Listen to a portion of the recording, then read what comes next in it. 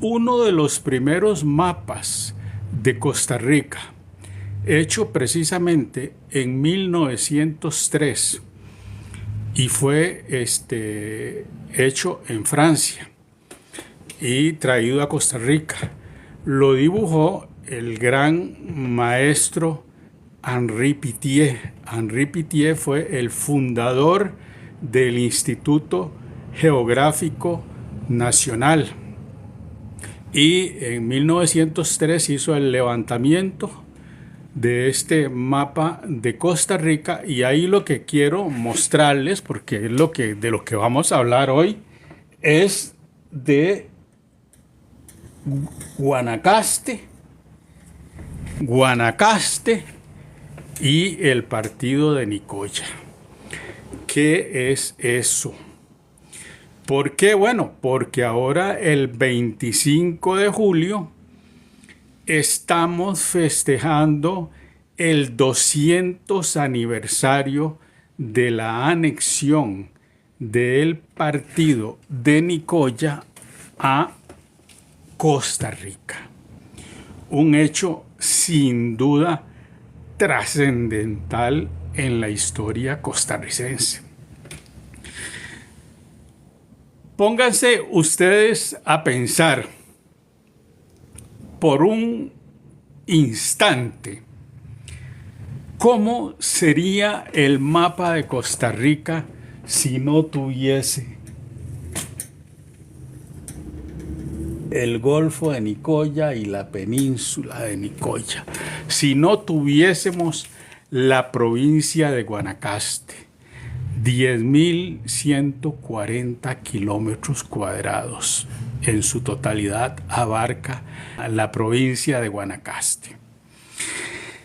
Con un aporte significativo en lo que es la historia cultural, la unidad de pueblos de origen náhuatl y una multiplicidad de grupos que poblaban esa región, que tuvo en el periodo colonial, que es un periodo muy extenso, ¿verdad? Más o menos desde 1504 a 1821, en ese periodo toda esa zona de Guanacaste tuvo distintos estatus territoriales.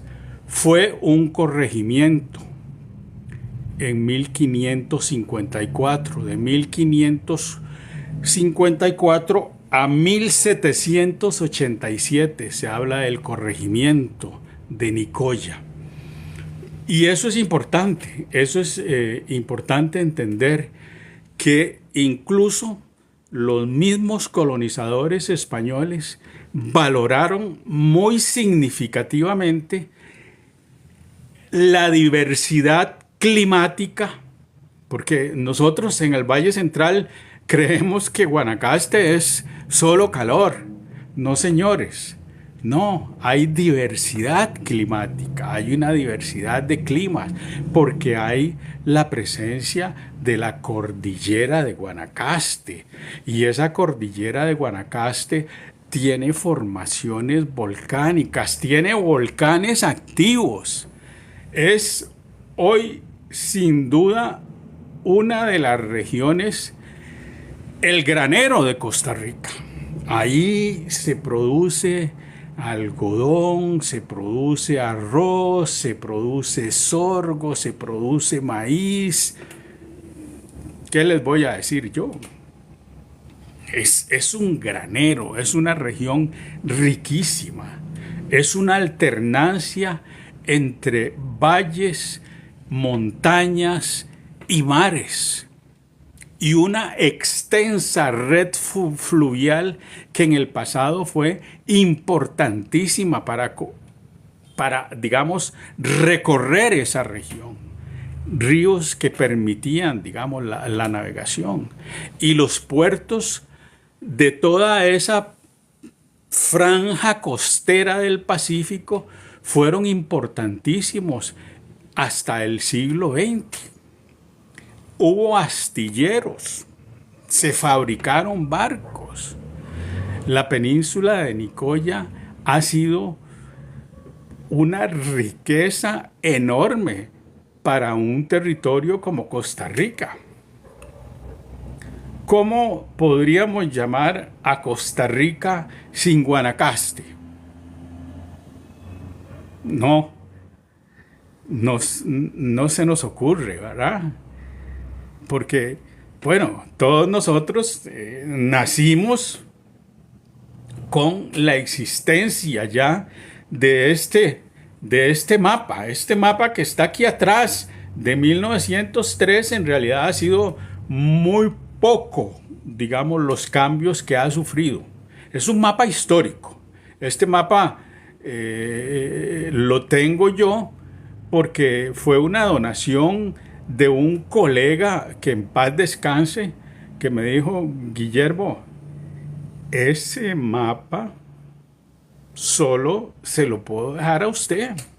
Me dice: no se lo puedo dejar a mi familia. Me dice: no sabrían valorar esto, que es un mapa histórico de Costa Rica. Qué lástima que ustedes no lo puedan ver bien. En otra oportunidad vamos a hacer un enfoque mucho más preciso de este mapa de 1903. Yo he escrito un poco la historia de la cartografía de Costa Rica. Hay algunos libros. Don Carlos Meléndez ha escrito también mucho de cómo ha variado, digamos, la forma de Costa Rica. Sí, la forma que hoy nosotros tenemos del mapa de Costa Rica no siempre fue así para todos los costarricenses, ¿verdad? Y en 1824, un 25 de julio, toda esta parte, ¿verdad? Toda esta parte, aquí está la cordillera de Guanacaste, toda esta parte, se integra al territorio costarricense. Y como muy bien lo dice el himno de la anexión, de la patria por nuestra voluntad. Efectivamente, fue una anexión pacífica, fue una anexión por los lazos históricos que ya comunicaban, digamos, todo el Océano Pacífico. Y eso que les decía, digamos, lo que antes llamábamos cabotaje. Ya ustedes no estudian eso, el cabotaje, que era, digamos, la navegación, digamos, en cortas distancias, la navegación entre ríos y mares, la navegación costera, que era muy rica en esa época. Guanacaste ha sido históricamente un nudo de comunicaciones, ¿verdad?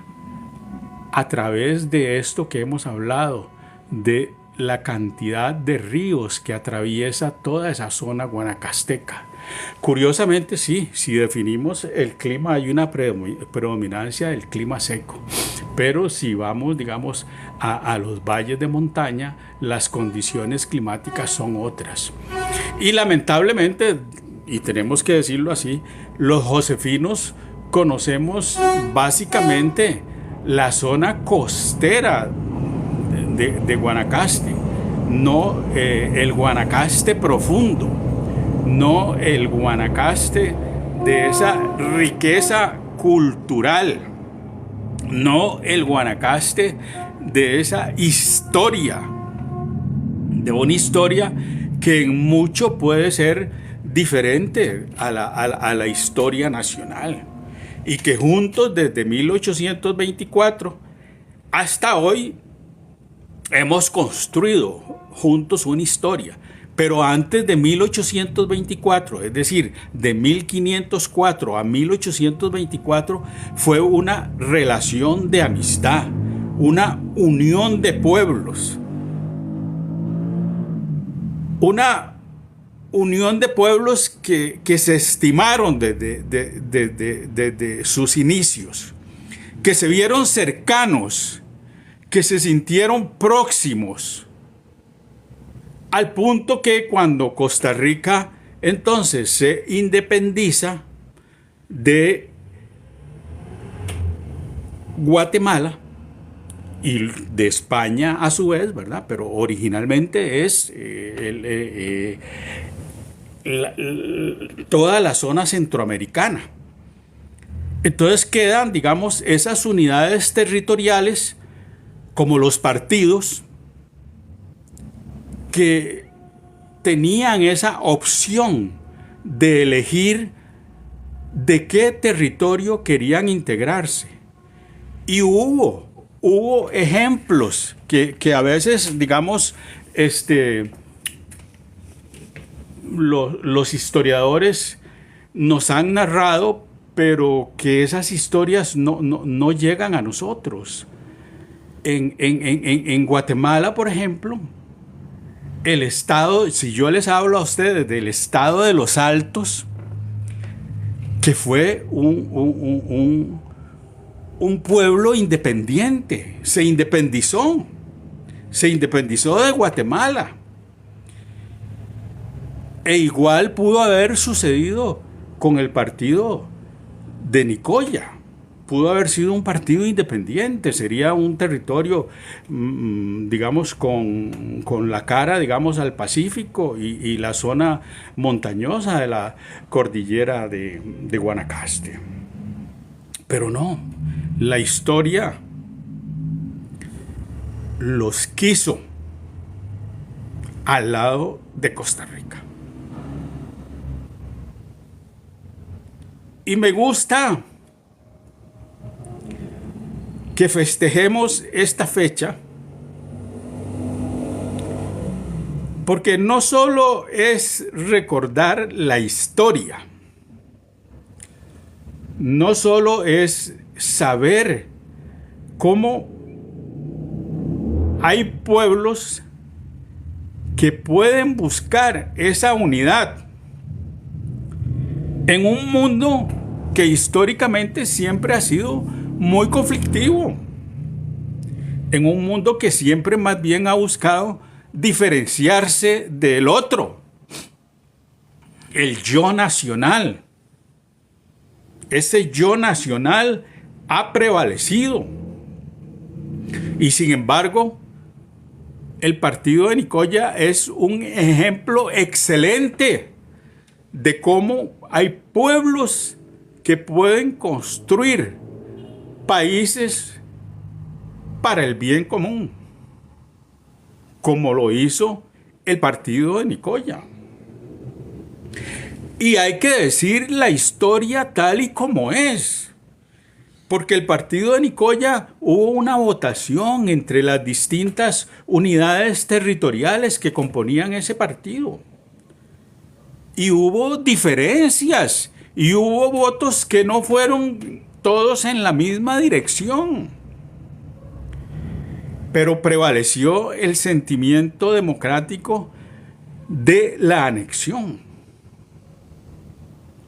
Y hay nombres y apellidos históricos que son fundamentales en ese proceso, en ese crear conciencia del sentido de que valía más la anexión que crear una unidad territorial independiente, siempre y cuando se respetaran las costumbres y las tradiciones de cada uno de los pueblos.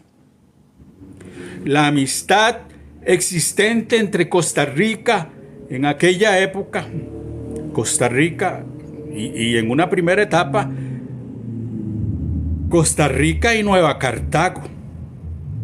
Así nos llamamos originalmente. Y en esa amistad se acercaron los nicoyanos y se acercaron a los puertos de Costa Rica, se acercaron al pueblo de Esparta, se acercaron al pueblo de Nicoya. Históricamente hay fuertes lazos económicos entre esos pueblos, Punta Arenas, Esparza, y un conjunto de zonas hacia, digamos que van hacia el sur del Océano Pacífico. Y ubiquémonos en esa pregunta que les hice. ¿Qué sería Costa Rica sin esa franja, sin ese Golfo de Nicoya, sin esa península de Nicoya? ¿Qué sería ese mapa? Pero afortunadamente, y gracias al Señor y a la voluntad de los pobladores de aquella época, pudimos construir un país que se ha tenido que fajar con la historia para construirse y para lograr ser un país reconocido a nivel de Centroamérica, a nivel de América Latina y a nivel mundial. Y que le hemos aportado mucho. Le hemos aportado al mundo un mensaje de paz, un mensaje de unidad. Y me alegra hoy que esté el presidente de la República de visita, festejando 2 siglos de unión entre el partido de Nicoya y Costa Rica. Momento trascendental de la historia. En una etapa en donde Costa Rica, todo el país, atraviesa a veces momentos difíciles. Estamos atravesando una crisis política que los viejos partidos tradicionales oligárquicos nos la están cobrando porque no quieren ceder sus cuotas de poder, porque no quieren que este pueblo pueda salir adelante y que haya una mejor distribución del bienestar, que hayan menos pobres, que hayan más escuelas, que hayan más caminos y carreteras, y que la gente pueda ir y conocer el Guanacaste profundo, con la belleza de sus montañas, de sus volcanes y de sus playas. Que pueda conocer el Caribe, Limón, igual que Punta Arenas, con su riqueza cultural y étnica, que son aportes a lo que es un país multicultural y pluriétnico, como lo dice el artículo 1 de nuestra Constitución. Tomó muchos años para que nos definiéramos como somos, pluriculturales, porque hay muchos grupos indígenas que tenemos que darles también bienestar e integración. Tenemos grupos diferentes de origen afrodescendiente.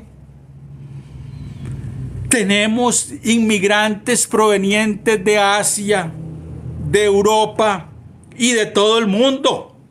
Y hoy de América Latina, que vienen buscando ese respiro de paz que es Costa Rica. Este camino que es Costa Rica está labrado por la paz. Y quienes no quieran la paz en Costa Rica no son buenos ciudadanos costarricenses, porque aquí la paz debe construirse todos los días.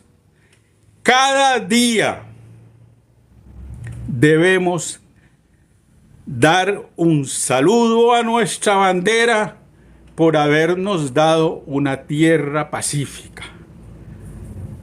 Y debemos luchar contra aquellos que quieren llenar nuestra tierra de muerte, contra los narcotraficantes, contra esas bandas que han destruido la tranquilidad en muchos lugares y que casi en todo el país.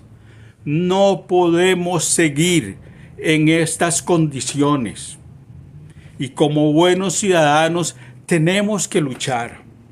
Y tenemos que terminar esta etapa difícil en que somos una bodega del narcotráfico, en que hasta la clase política está involucrada en esas actividades. Porque este pueblo, a lo largo de su independencia, desde 1821 hasta el presente, ha construido una tierra de paz. Y eso es lo que debemos seguir construyendo día a día, con sabiduría, con conocimiento y con buenos gobernantes. Porque los pueblos requieren de buenos gobernantes y no de farsantes que se van a sentar ahí a la Asamblea Legislativa a atacar a los ciudadanos y a no aprovechar para crear las leyes necesarias para que el bienestar pueda llegar a todos los ciudadanos. Desde los más pequeños, desde los niños hasta las personas de tercera edad.